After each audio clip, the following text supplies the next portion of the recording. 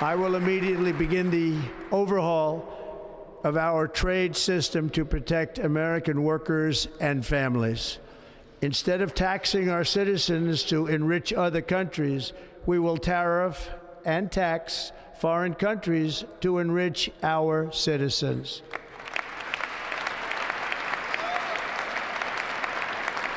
For this purpose, we are establishing the External Revenue Service to collect all tariffs, duties, and revenues. It will be massive amounts of money pouring into our treasury, coming from foreign sources.